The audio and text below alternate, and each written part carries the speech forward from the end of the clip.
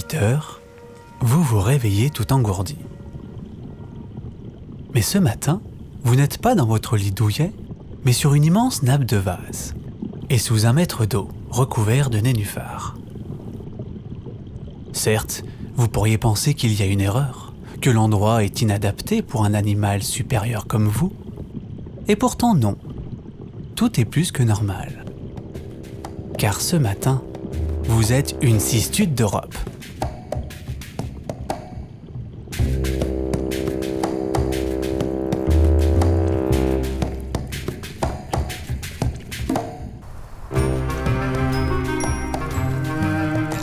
Mais il se peut que votre voyage ne soit pas un long fleuve tranquille.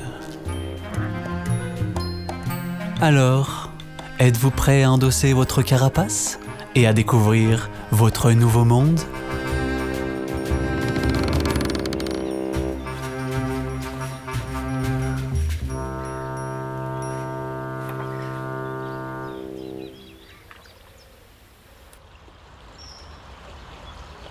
Pas mal, non ? Cette flottaison impeccable. Allons voir ce que ça donne plus au fond.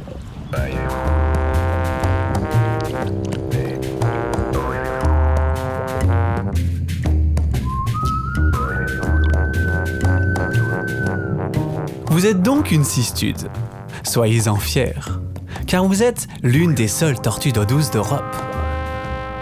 Un reptile donc, muni d'une carapace hydrodynamique et de pattes palmées qui vous confèrent une grande facilité dans l'eau. Osons le mot, vous êtes un animal aquatique. Néanmoins, vous ponctuez vos baignades de sorties aériennes régulières. Avant tout pour respirer.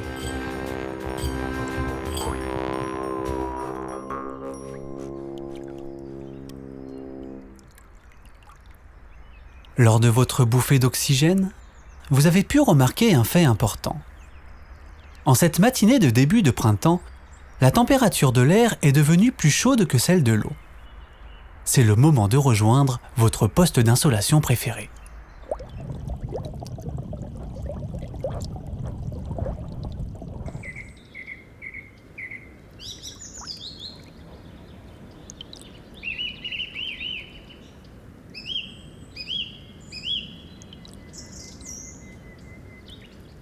Première règle d'or à respecter quand on est une cistude, prendre régulièrement des bains de soleil.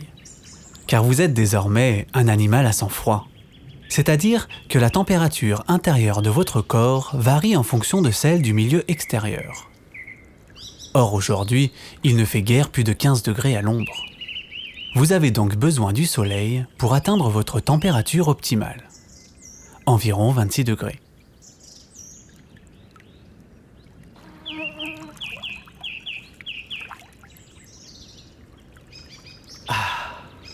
Vous baignez dans une plénitude totale. Votre poste d'insolation est bien situé. Pas la moindre ombre qui pourrait obscurcir le joli tableau. Et cela pourra durer des heures, voire les 3/4 de votre temps. De quoi faire quelques envieux chez vos anciens compagnons bipèdes hyperactifs. Les postes d'insolation sont donc essentiels pour votre survie. Et quelquefois, trouver son petit paradis ensoleillé devient un véritable casse-tête.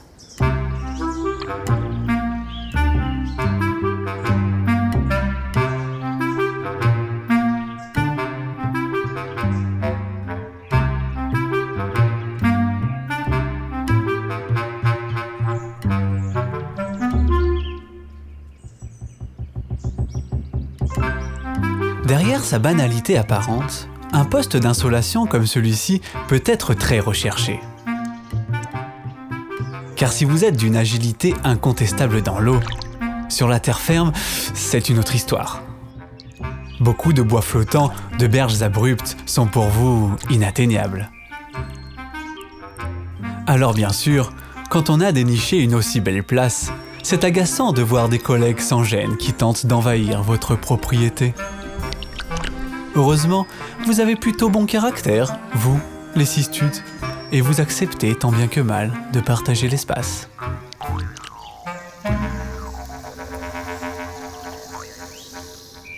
Allez. Ouh. Ouais, allez.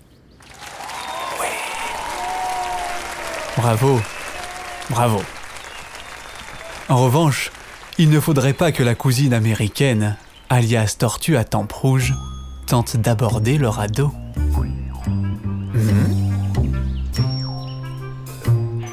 Si vous rencontrez une telle tortue sur votre route, pas de panique, elle ne vous attaquera pas. Mais force est de constater qu'elle n'a rien à faire ici. Et encore une fois, vos anciens compagnons de route, les humains, ont fait une belle bourde. En important cette espèce d'Amérique pour la vendre dans les animaleries, il fallait bien se douter que, tôt ou tard, celle-ci se retrouve dans la nature. La concurrence pour la nourriture et les places d'insolation est alors plus intense. Certaines fois, c'est même clairement la crise du logement. Et malheureusement, dans cette histoire, la tortue d'Amérique semble plus hargneuse que vous.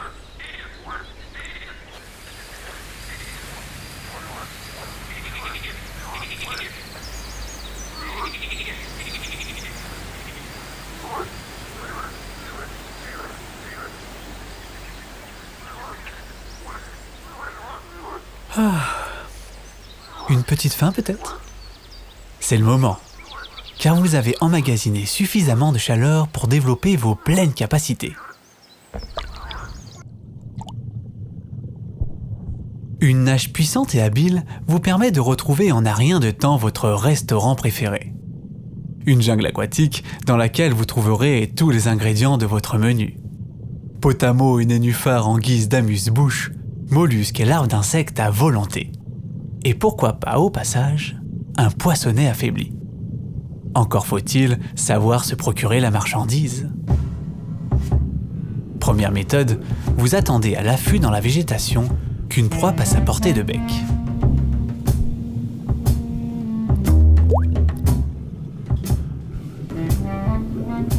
Si la technique n'est pas concluante, pas d'inquiétude. Car vous êtes avant tout opportuniste et cherchez ici et là de quoi vous sustenter.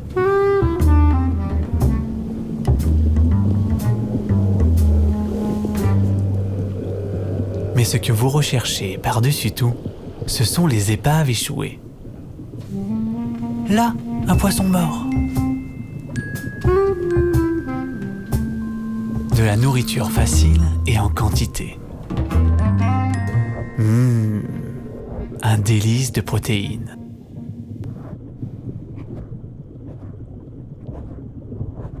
Alors oui, effectivement, vous êtes une charognarde. Mais ne rougissez pas, les éboueurs sont indispensables partout, y compris dans l'eau.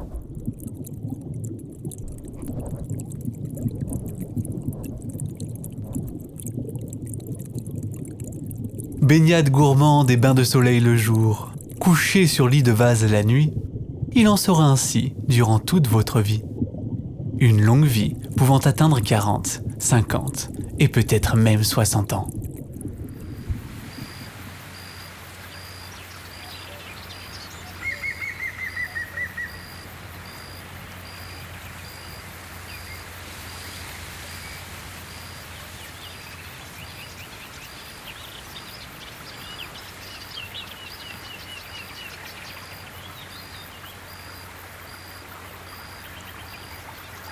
Maintenant que vous vous êtes familiarisé avec votre nouveau corps, dites-moi, quel genre de cistude êtes-vous ?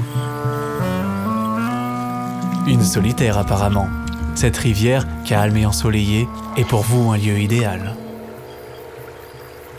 La nourriture est suffisante ? Les postes d'insolation nombreux ? C'est un bon choix. Néanmoins, il vous faut quelquefois redoubler d'efforts pour lutter contre le courant. Ce qui n'est pas fait pour vous plaire. Voulez-vous partir à la découverte d'autres milieux humides alléchants ?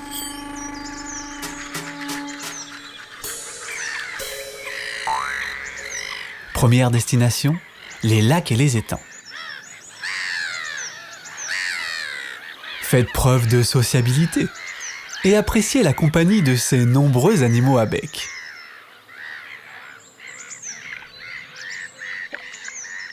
Bien sûr, pour les tortues les plus petites, certains sont des prédateurs redoutables.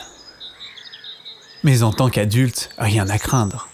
Les lacs et les étangs sont des destinations très recherchées chez les cistudes.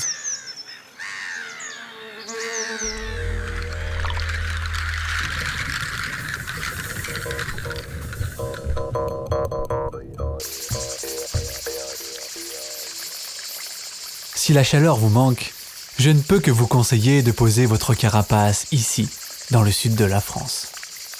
Bercés par le chant des cigales, les cistudes coulent ici une vie paisible.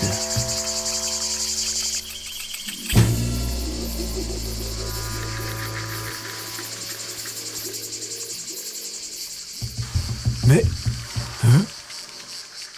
quelle est cette mine patibulaire ? Quelle est donc cette étrange créature qui porte une bosse si grotesque sur le dos ?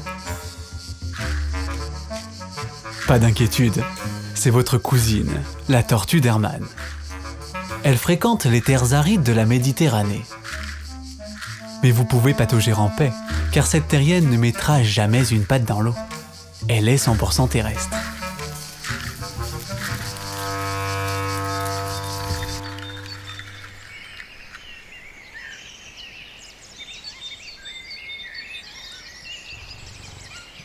Ah oui, je vois le genre.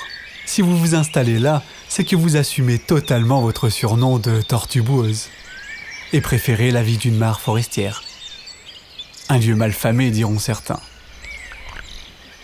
Mais si l'endroit est suffisamment ensoleillé, c'est un choix honorable pour une cistude.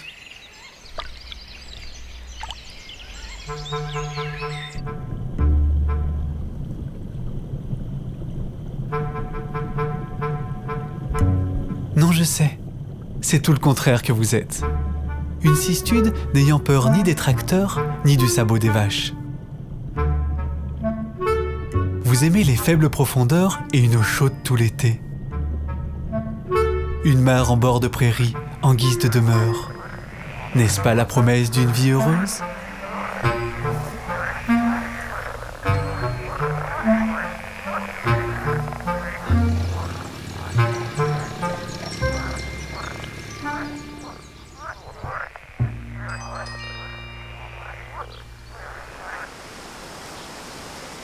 Bien sûr, si vous aimez les horizons dégagés, un grand marais fera votre affaire. Ou même au cœur des roselières, dans l'embouchure des fleuves. Paradisiaque, non ? Finalement, les cistudes ne sont pas si exigeantes. De nombreux milieux aquatiques peuvent les satisfaire. Il leur faut de l'eau, bien sûr, des postes d'insolation accessibles pour la sieste et des herbiers aquatiques pour le repas, mais surtout, un maximum de tranquillité. Sinon...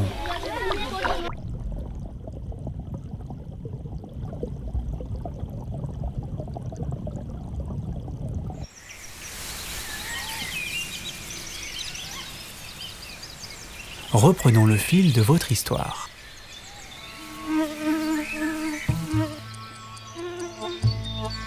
Depuis quelque temps, une tension règne dans le bras mort.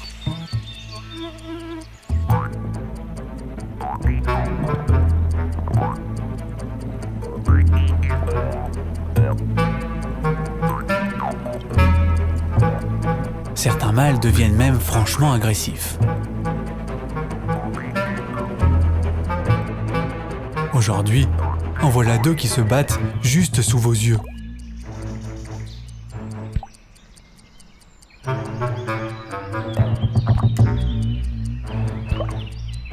À coups de bec et de griffes, ils s'affrontent en duel. Mais quelle mouche les a donc piqués ?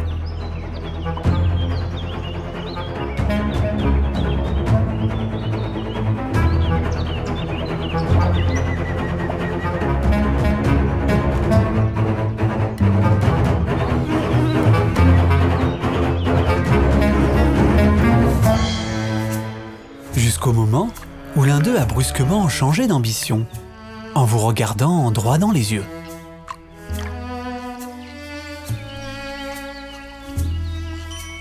Et oui, en ce mois d'avril, la saison des amours commence chez les cistudes. Mais faut-il vraiment parler d'amour ? En dégageant des phéromones, la femelle attire les mâles qui n'ont plus qu'une seule envie, lui sauter dessus.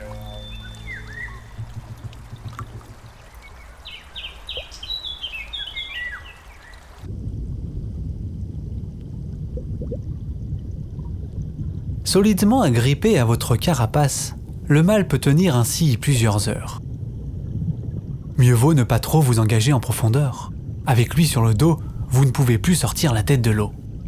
Si vous ne retrouvez pas la berge, vous pourriez finir noyé.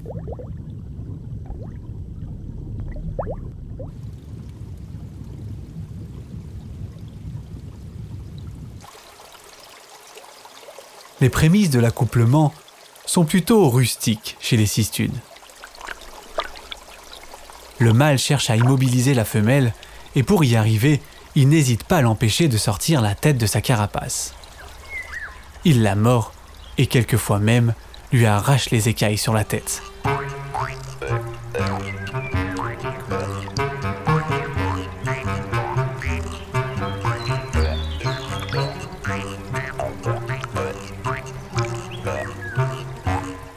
Enfin, lorsque la femelle s'immobilise, l'accouplement peut avoir lieu.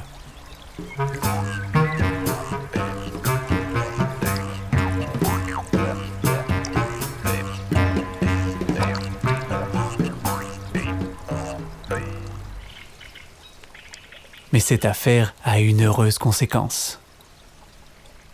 Les œufs que vous portez sont fécondés, et bientôt, vos petites habitudes sous-marines vont être bouleversées.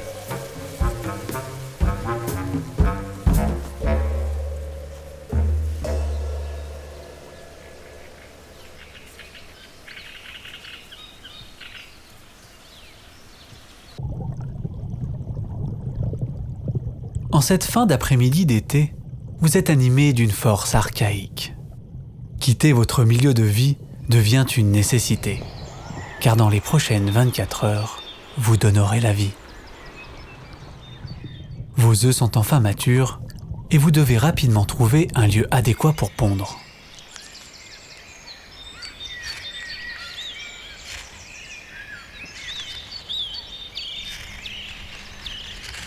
Un long voyage commence pour vous.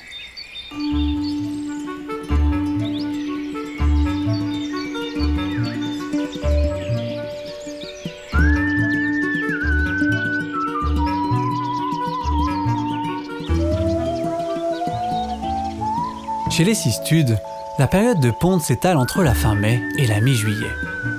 Pour que les œufs se développent correctement, ils doivent incuber à une température d'au moins 26 degrés. Les femelles recherchent alors des zones sèches, bien exposées, comme des buttes sableuses ou des prairies par exemple.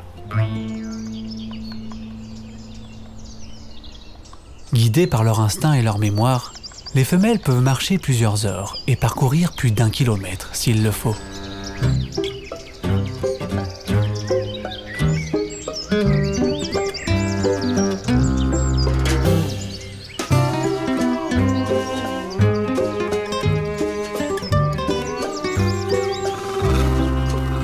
Sur votre chemin, vous en croiserez des museaux et des yeux curieux.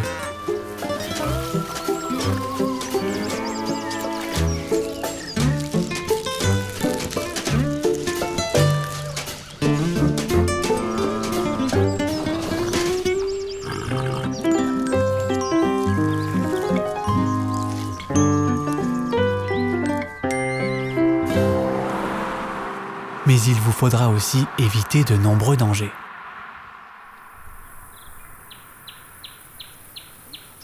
Voici enfin une prairie tout à votre goût.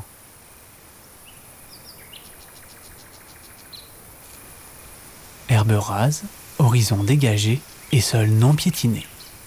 De quoi enfin vous satisfaire. Pour autant, vous cherchez l'endroit le plus approprié. Avant de quitter votre paradis aquatique, vous avez pris soin de prendre en réserve dans vos vessies lombaires près d'1 quart de litre d'eau. Rien de tel pour ramollir un peu la terre lors du creusement. Seule la lune vous contemple à présent, alors que vous commencez à creuser un trou.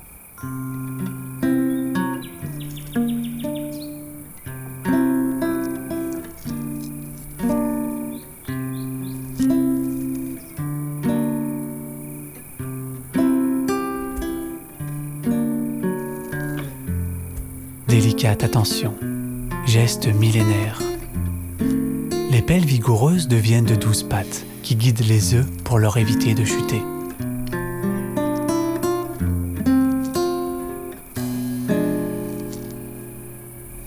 Et lorsque le dernier œuf est sorti, vous recouvrez le nid de terre.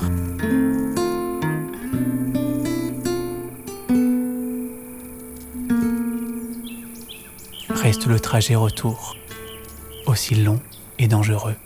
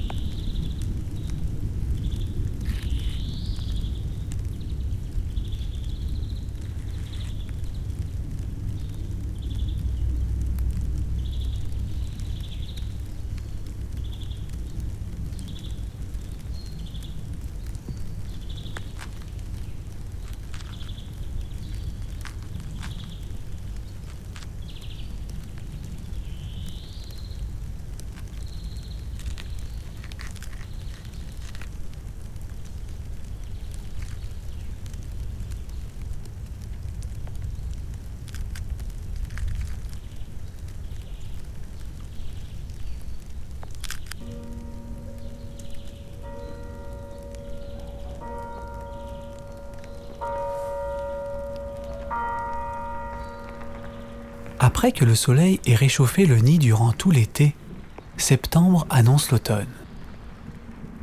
Les petites cistunes sortent de leurs œufs.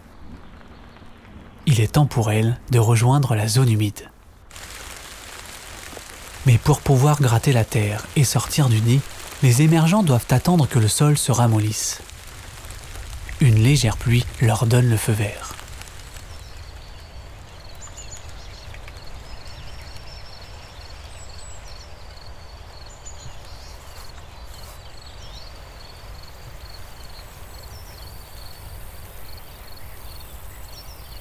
Si les conditions météo ne sont pas bonnes, certaines nichées restent dans leur nid tout l'hiver et ne sortiront qu'au printemps suivant. Lorsque les petits émergent, ils sont très vulnérables. C'est la période de leur vie la plus exposée aux prédateurs.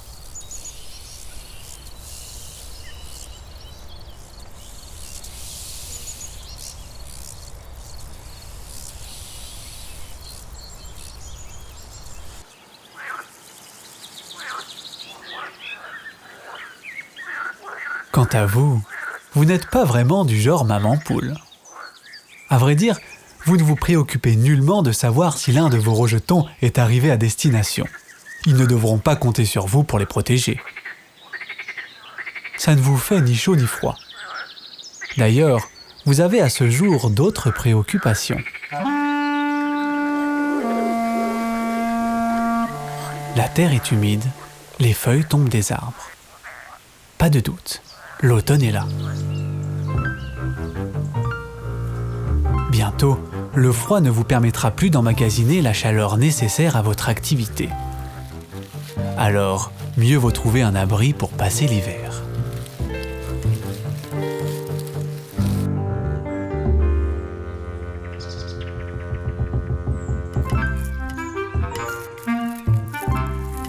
Autour de vous, certains font leurs provisions. Tout le monde s'affaire.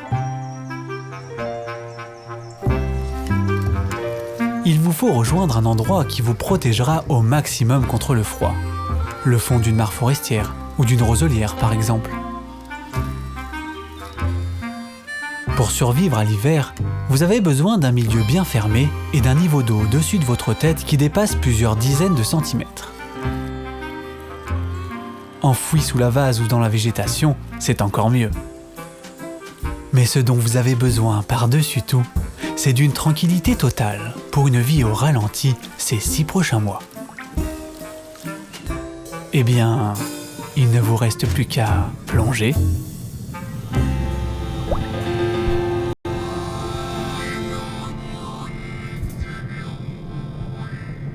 Bigre, il fait bien noir ici.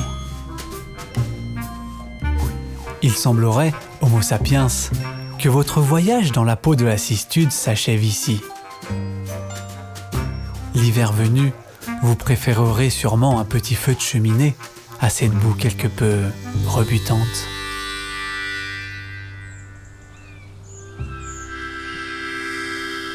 Et quand les beaux jours reviendront, n'oubliez pas d'ouvrir grand les yeux sur le monde fascinant de votre voisine, la cistude.